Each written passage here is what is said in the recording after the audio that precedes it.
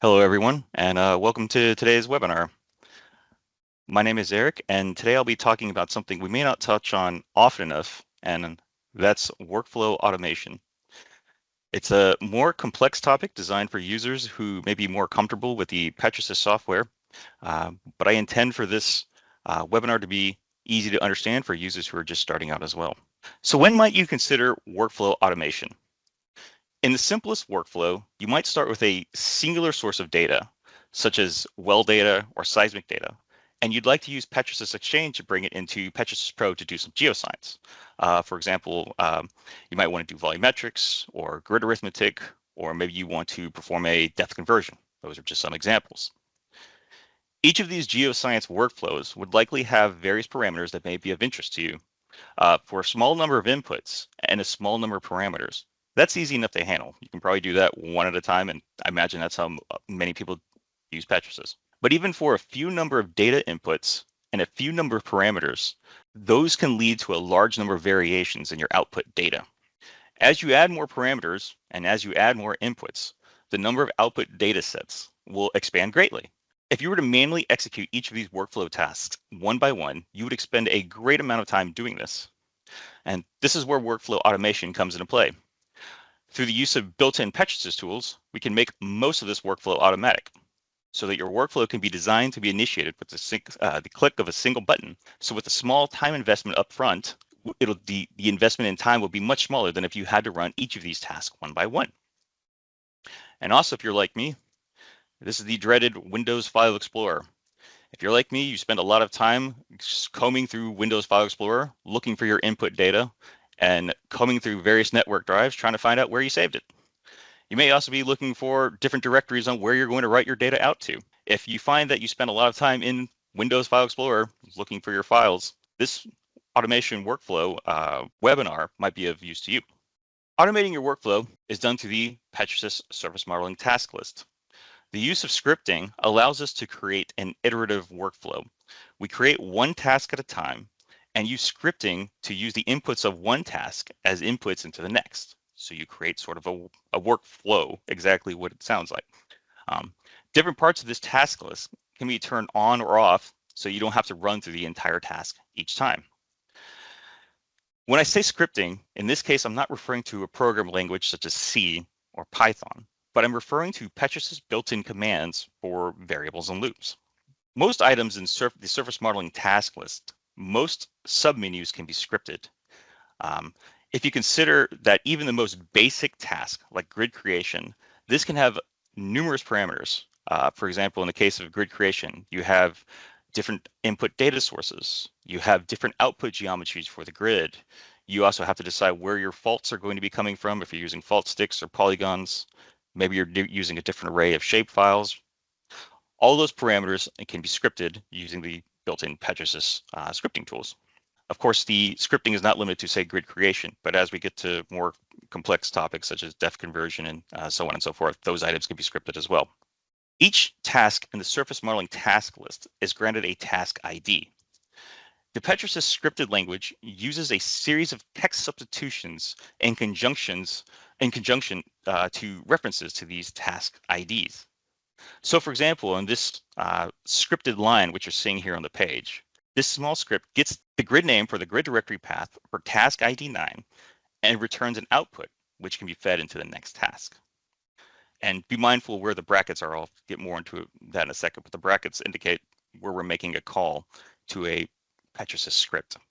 On this slide, these are just some examples that you may find for the Petrosys scripted language. These are examples of uses for that scripted language. The most common I find would be appending a new file path or a file name to a new output. So for example, as we run through a workflow, each iteration of that workflow is going to write out to a new file name. Otherwise, we would just be overwriting the same file over and over. The most common use of scripted language is to make sure that you're creating a new file name each time you run through that workflow. You can also do other things like use an Excel. You can script various Excel spreadsheets. So if you're used to working with Excel data sets, you can script Excel spreadsheets. You can script the workflow to use every file in a particular directory, and I'll talk a little bit more on that in a second.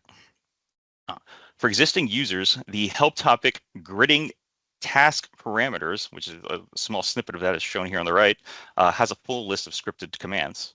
And even for a more advanced user like myself with Petrosys, I refer to the help file to get that reference for the commands I can use for scripted language.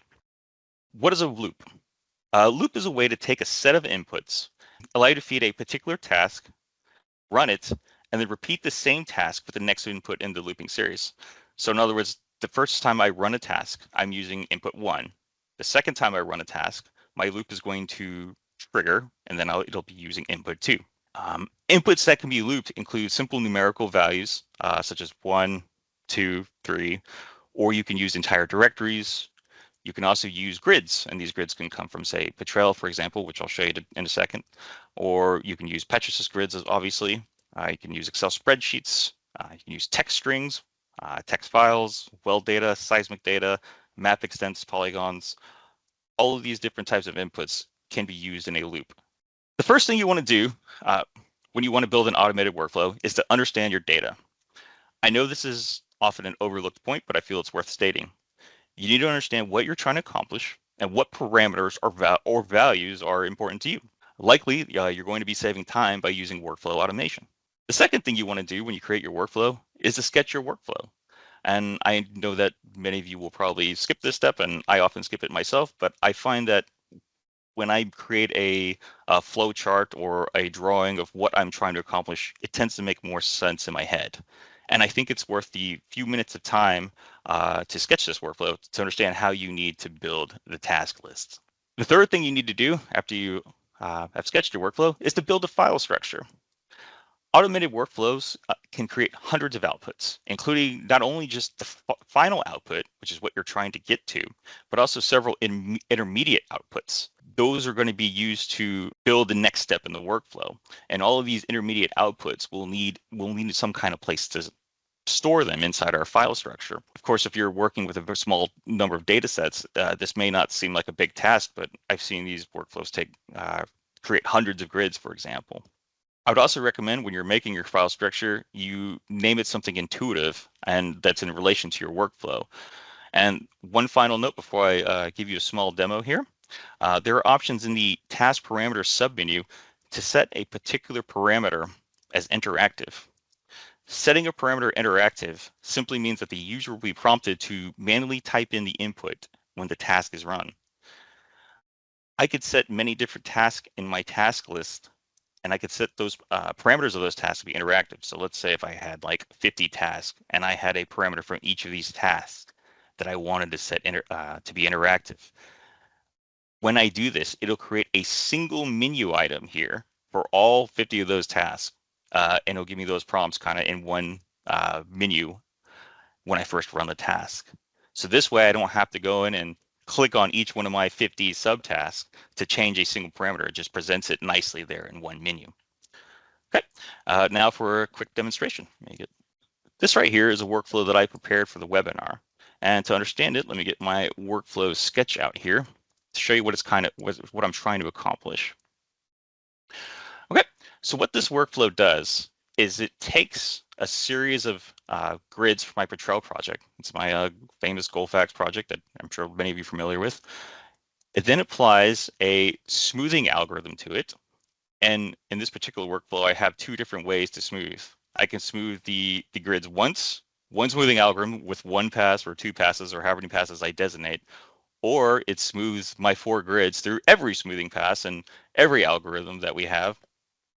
And this way I can kind of do like a visual QC to see which smoothing pass I like better. And then it's going to output those smooth grids to a folder. And then it's going to do a simple depth conversion using a constant velocity.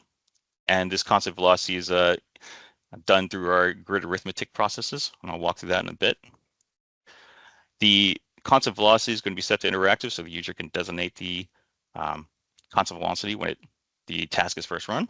And that outputs that to a folder for my depth grids. And then it writes then it creates a map, a Petrosys map for all of these grids that I'm making and writes it out to a PDF automatically. So a couple things I'll need before I can start working, doing this workflow, and before I can start recreating it. I have the sketch here, put this aside. I wanted to show you that the file structure I have, I'll bring this over here. This file structure I created in preparation for this workflow. This is simply just my Petrosys project. You'll see I have some subfolders here. I'm going to click on the grid subfolder, and you can see here that I have different folders for my workflow outputs. So the first one is just going to be my original two-way time grids, which are going to be coming for Petrel, which I'm intending to def convert. The second folder is going to be holding my smooth grid outputs, and the third folder is going to be holding my def converted grids. And just to show you that there's nothing in any of these folders at the moment, I'm just going to quickly, briefly show, double click on each of these folders just to show you that every file that will be generated in here will be coming from the workflow. I also have a folder for my PDFs as well, which I'll write out to in a second. And I have a folder for my DBM files, which will also be generated from my workflow. All these will be created in a moment. What I'm doing is opening up a template DBM, a template Petrosys map file, to be used as the underlying basis for the PDFs I'm going to make. What this is just a simple map file. I have a grid here in the left-hand side on the display list. It's called def converted grid, and this display list item I'm actually going to script in a second. I'm going to go ahead and check that on, but I'm going to go ahead and check it on. Again, there's nothing going to be displayed, and I'm going to go ahead and save it. I also have my original grid data sets, which are coming from Petrel, and also my two-way times grids and Petrosys, but for the purposes of this workflow, we're going to leave those aside for the moment. We're mainly just concerned with this def converted grid here in the display list, which I'm going to script and write out to a PDF. Okay, so just to show you what the workflow does, I'm going to run this once. I'm going to show you, talk you through what it's doing, and then we're going to try to recreate the workflow using scripting. So I'm going to click once. I click this green arrow here to run the workflow, and you can see that this interactive parameters dialog here comes up. And what it's asking me is to, as the user, to prompt certain variables that are being used as inputs to the workflow. So for example, it's taking an interactive parameter here from my smoothing task, and it's asking me what smoothing would I like to apply, and how many smoothing passes would I like to apply to my grids. And it's then taking my, it's going and looking in my def conversion task, and it's asking me what constant velocity do I want to use for my def conversion. So once I hit OK, it's going to run this workflow using the parameters that I've designated here in this interactive parameters dialog. Keep in mind, if I had a very large task list with 50, maybe 100 tasks, and I wanted to set many of these many parameters in these tasks to be interactive, it's going to aggregate all these into one menu. Again, so I don't have to go in and click on each task and modify the values myself. So this is a nice little presentation to save me a little bit of time. So I'm going to go ahead and hit OK here. It's going to run the task. It won't take long. What I'm doing is taking 4 grids from Petrel. I'm applying a simple smoothing algorithm, and then I'm def converting those grids and writing it out to a PDF file. If you can picture that these tasks can sometimes be extremely long. For example, if I was working with hundreds of grids and hundreds of tasks and many zones, it's very convenient to have all those to be automatically written to a PDF with just a single click of a button. Give a second here, it's drawing the PDFs. You can see it's already done. Okay, looks like everything's done. If I go back to that file structure I showed you earlier, you can see if I click on my grids, I now have 4 grids that have been two-way time grids that have been imported from my Petrel project into Petrosys formats. I click on my second subdirectory, and you can see here that it's run a smoothing algorithm with 1 smoothing pass.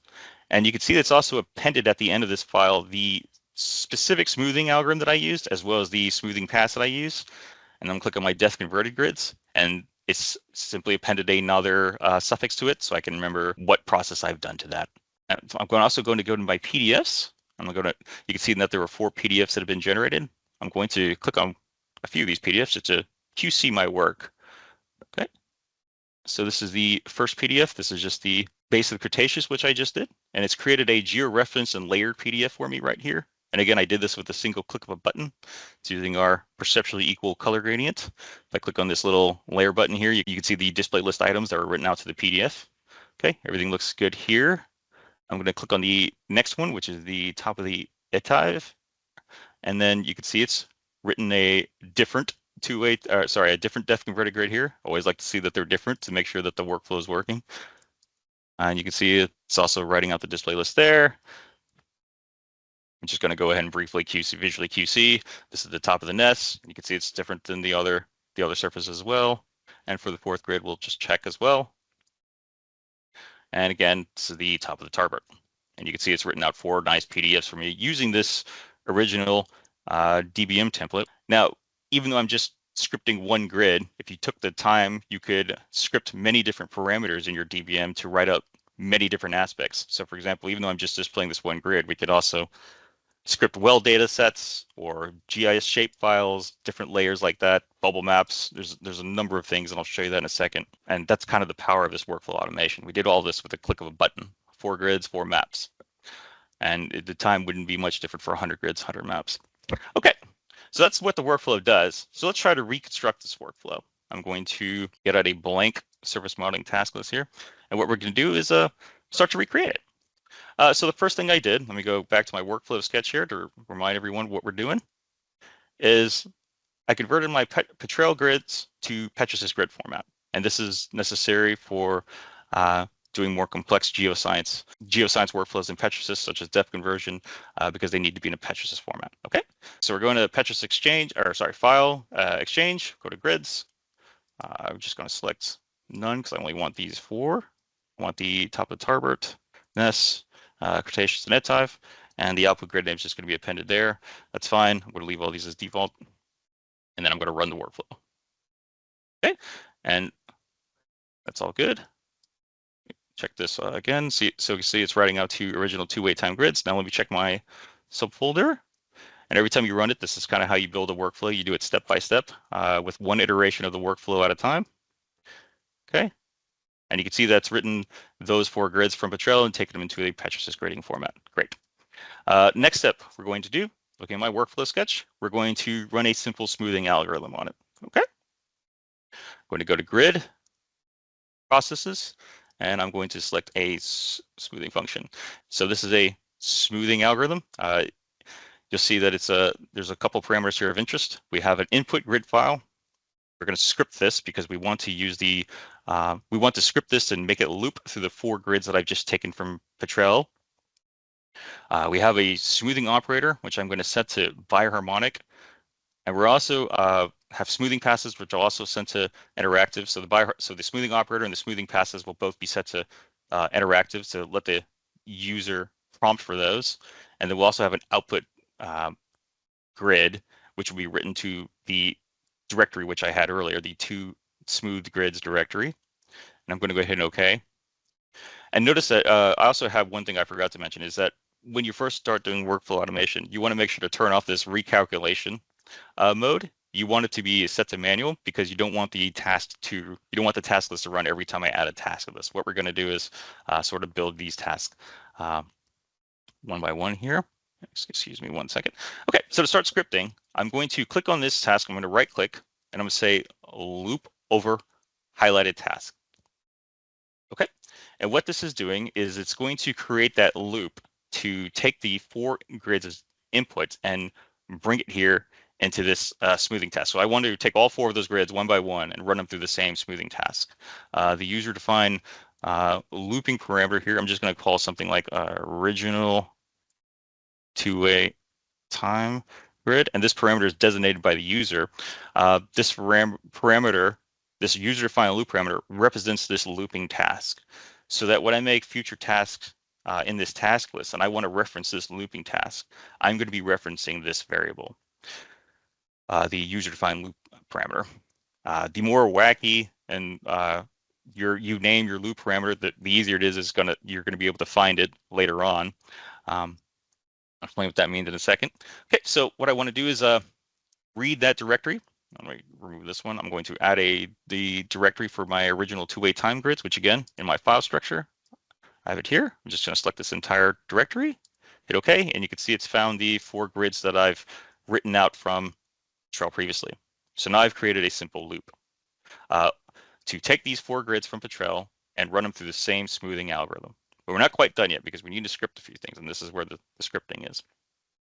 I'm going to right click on this smoothing task, and I'm going to go down here and select task parameters. And this is kind of where the magic happens, or most of the magic happens. And let me pull it over here. It's hiding on another screen. So as you can see, after you right click and select task parameters, you get this task scripting parameter submenu. Now, if you recall, the smoothing dialog had 4 different options. It was input grid, an output grid, as well as 2 different smoothing parameters.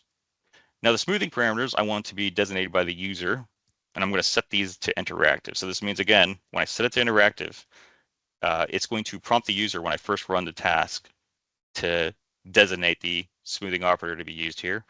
I'm also going to set the number of smoothing passes to be interactive so that the user can designate that as well.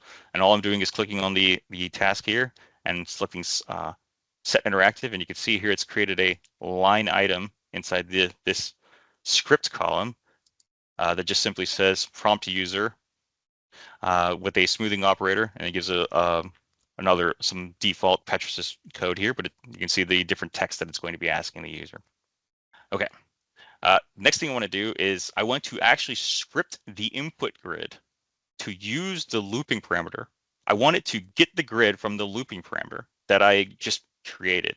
So what I'm going to do is highlight this. I'm going to find the parameter that I want to use, which is this input grid name, and I'm going to go ahead and select edit here.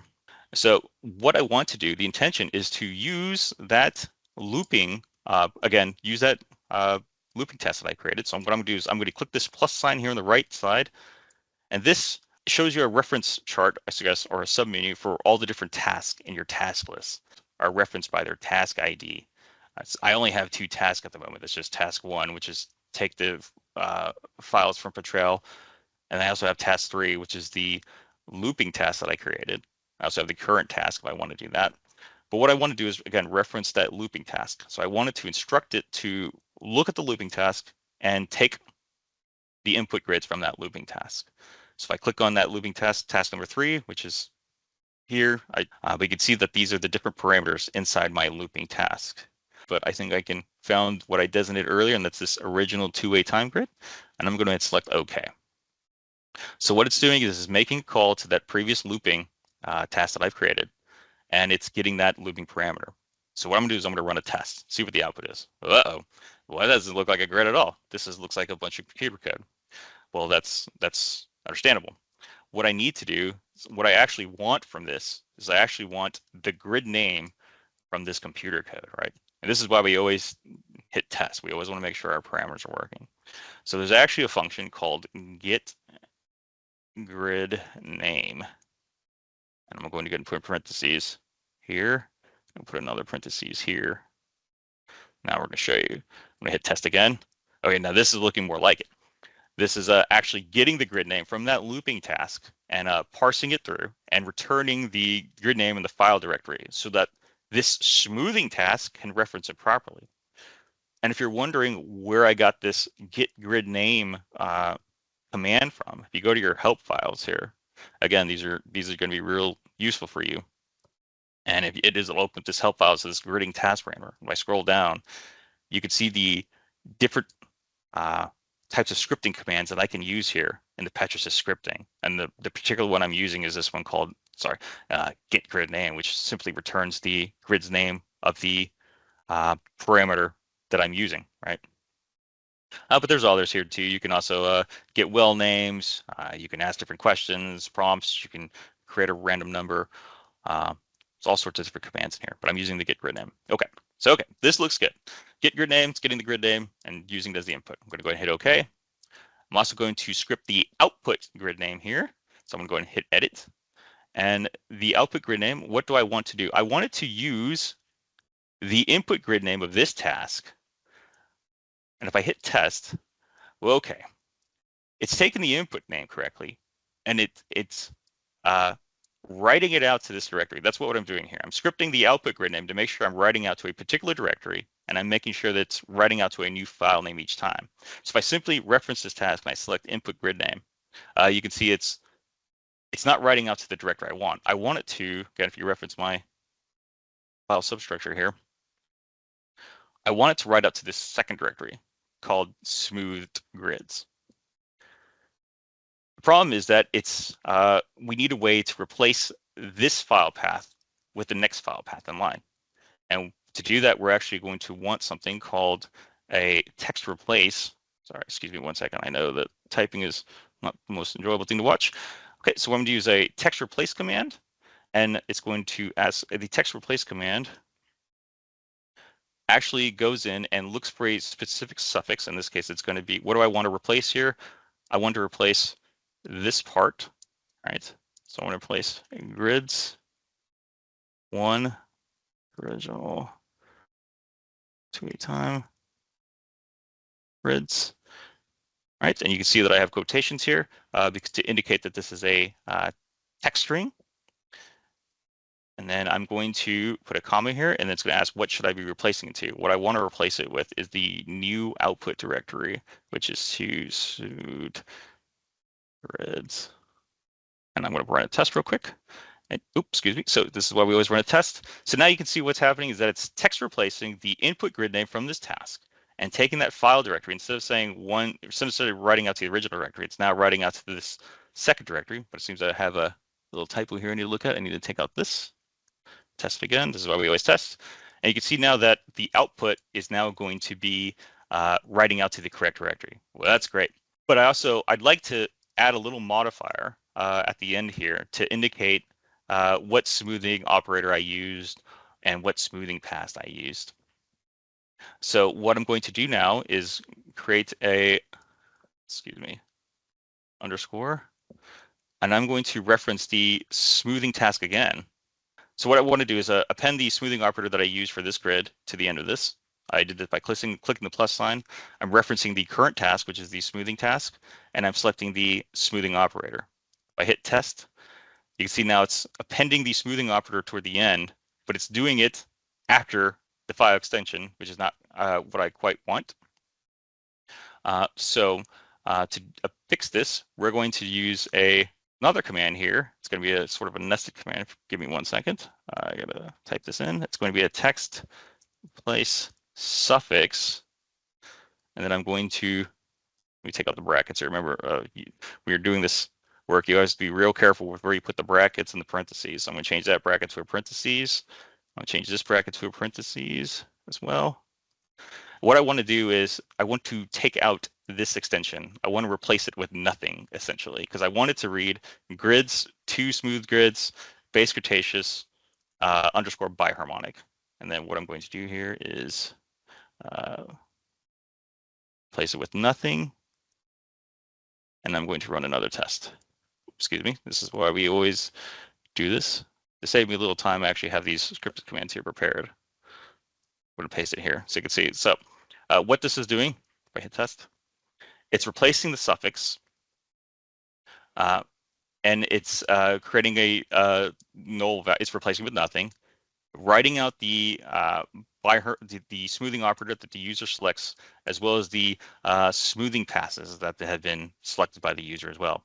And to save me time, I copied and pasted a command that I had previously written here, but the concept is the same, just so you don't have to see me fidget around with commas and quotes and brackets. But and at the end here, I've appended the .grid suffix, so you can see that the grid extension, or sorry, the file extension can be designated by the user. If you don't type it in, it simply looks like this. We need to make sure we type in that .gri because this is a grid, and we need to write out that file extension. So what it's doing, taking the smoothing operator, taking the input from this smoothing task, replacing that file directory with a new file directory, writing out to the correct file directory. I'm also appending the smoothing operator and the number of smoothing passes that I'm doing, as well as the grid suffix. So that's all this is doing. If you hit test, it looks like it's working perfectly. That's great. Okay, so I hit OK. I've now created a scripted smoothing task here. If I hit OK, what we're going to do is we're going to run it. And you can see here that this is the interactive parameters that I've designated. It's prompting the user for the smoothing operator as well as the number of smoothing passes. And I'm just going to leave it as it is. I'm just going to let it run. And every time you run a workflow automation task just like this, you always want to run it once the first time. And now we're going to check our file directory again to see if it's writing out to the correct directory. And it is. That's great. This is exactly what we want. We're building a workflow. So first pass of the first iteration of the workflow, we're taking two-way time grids from Petrel and bringing them to Petrosys, and now we're smoothing them. Okay. Next thing we want to do in our workflow, let's go ahead and reference our sketch again, what I'm trying to accomplish here. And I want to do a simple depth conversion here. We're going to skip over the part where I smooth over every single smoothing algorithm. That's a fun one, but I'll save that for later. What we're going to do next is we're going to depth convert my smooth surfaces using a constant velocity. Okay. To do that, I'm going to go to grid at the top. I'm going to select processes, and I'm going to select grid arithmetic. Okay. And this is where the depth conversion processes are going to be hiding. You can see here it's remembered my my grid arithmetic from last time, but I'll go ahead and clear it out just so we can be on the same page. So grid process arithmetic, I'm going to select insert. I'm going to go up here to the template group, and what grid arithmetic does is it's actually a very powerful tool. It's not limited to say just depth conversions, but you can also do other things like say create an unconformity boundary, create an isopack grid.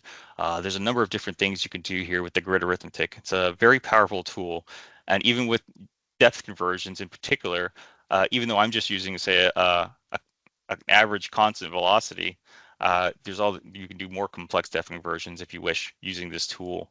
But I'm just going to select the depth conversion for constant velocity here, and you can see it's giving me a little formula template. I'm going to hit the green arrow here to move these variables down here, and you can see it's filled out my variables for my grid arithmetic with a few saved parameters from last time. We can see here that with this grid arithmetic, what it's asking for, the output is going to be a depth converted grid. That's what it's indicating here. The input is a two-way time grid, and that's what I want to be my smooth grid. This is what we're going to script. And then we also have a constant velocity. Here it says 3,000, but it could be literally anything. We're going to script this as well. This is actually going to be interactive. And I want the user to be able to designate this every time they run this task. So it doesn't matter too much what we put in here because all this is going to be scripted. The output geometry, we're going to let it be defined by a grid or a map extent, but we can script this as well. So there's other things you can play around with here in grid arithmetic, such as the gridding methods, defaults, clipping, smoothing. For the purposes of this webinar, we're just concerned with just doing a little scripted workflow. So that's what we're doing. So we're again scripting the output, scripting the input. The constant velocity is going to be user defined. Okay, so we're going to hit OK. And what we're going to do, I'm going to uncheck these.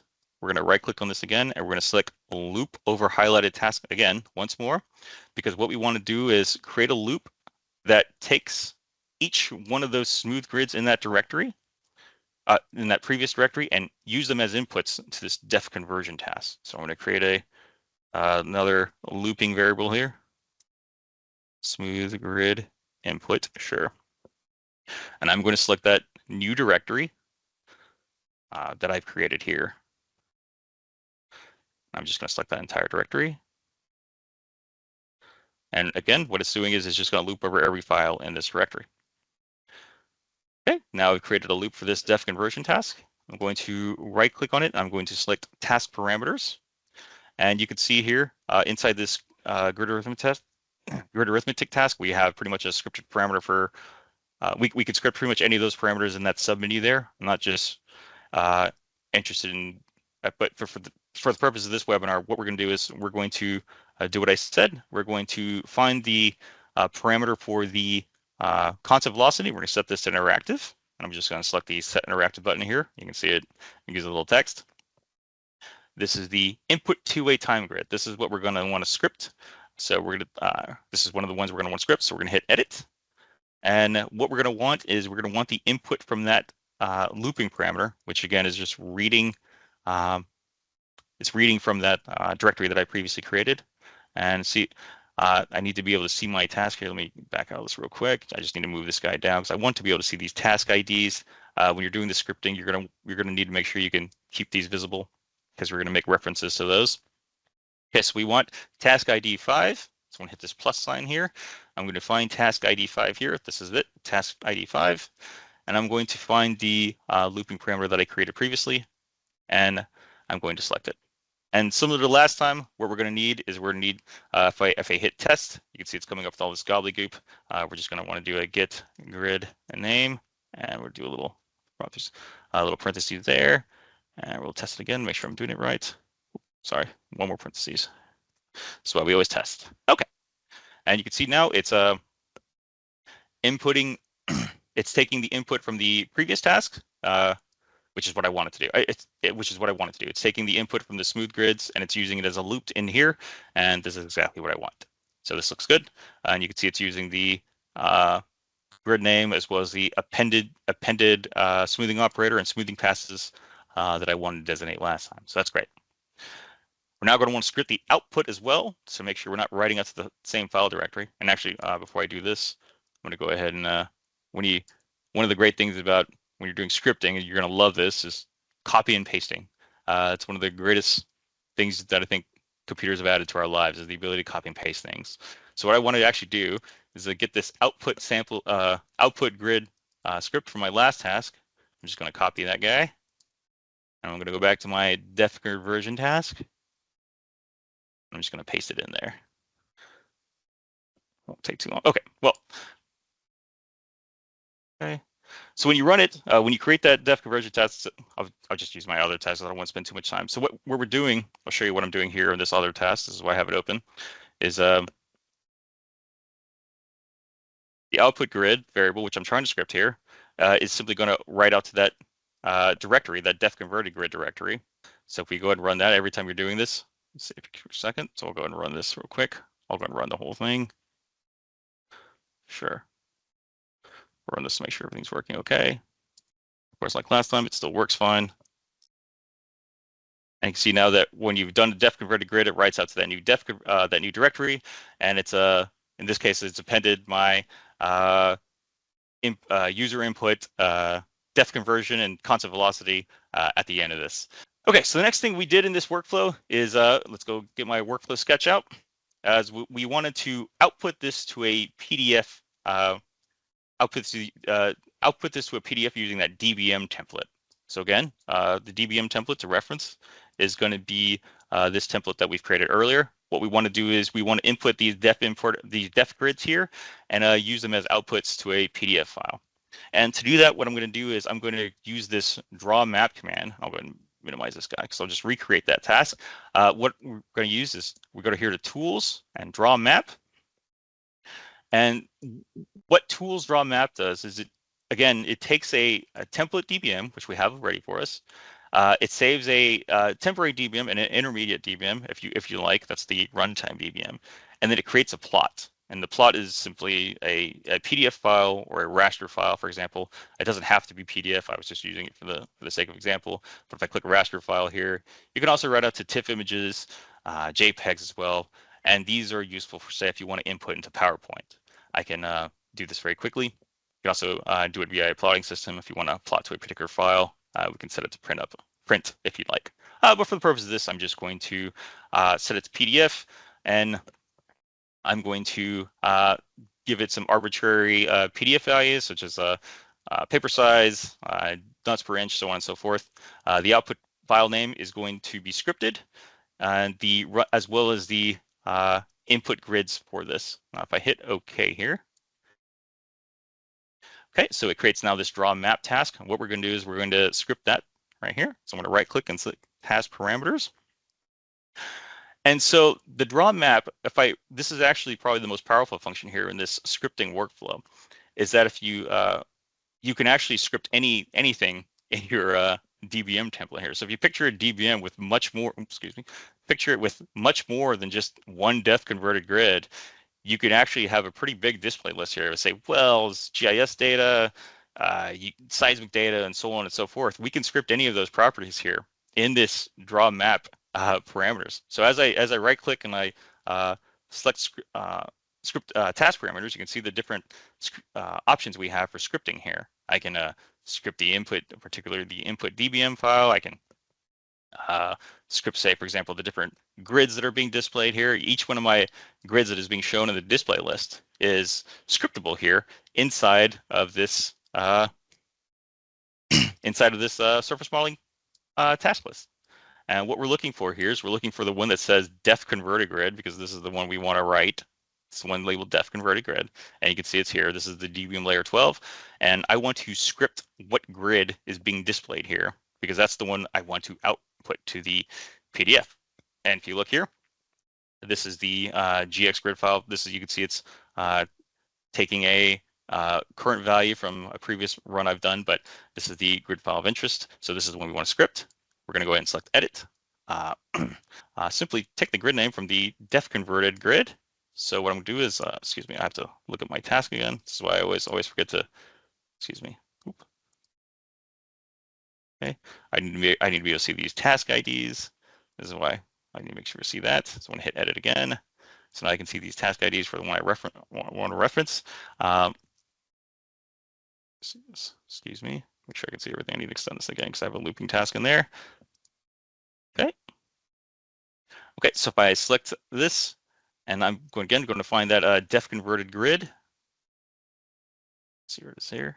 Okay, and it's going to be that def converted grid. I need to find this GX grid file, and I'm going to want to reference the grid name from the grid loop, which is going to be task 15. So this one, find task 15. Again, I just want the def converted grids, and I'm going to do another get grid name here. We run a test.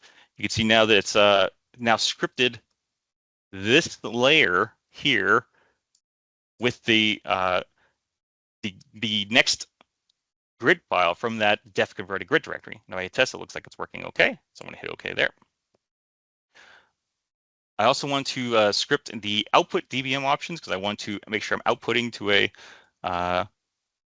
the correct raster output. I want to make sure I'm creating a new PDF every time I run this. So let me see if I can find the draw file raster file output data. This is the one I want. This is these are the scripted options for the particular PDF. And I want to find the one that says output PDF file name. This is the one we're interested in here. This is what's designating the new name for the PDF. And I'm going to go ahead and, excuse me, I'm going to find the output file name here. This is a little longer one. So what I want, it's another of these nested parentheses. So what this is doing is that this is another text replace suffix, text replace command. It's another nested scripted command here. And what it's doing is it's writing out to that PDF directory that I have saved previously.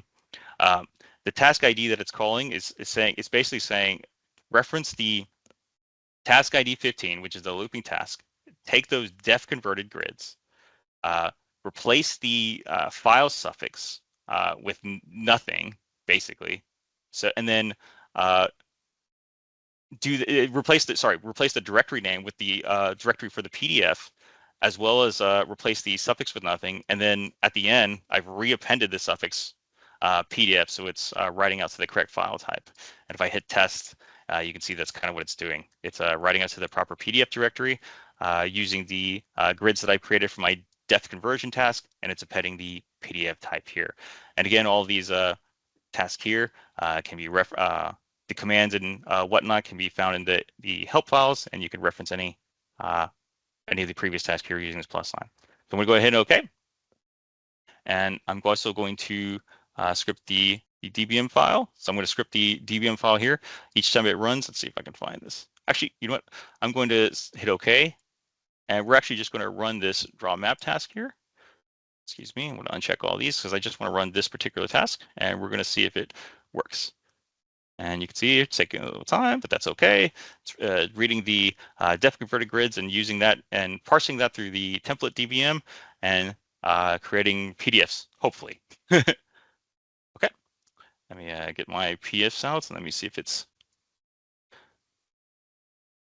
So what I'm doing is let's go to my file directory again. I'm going to find that PDF I created.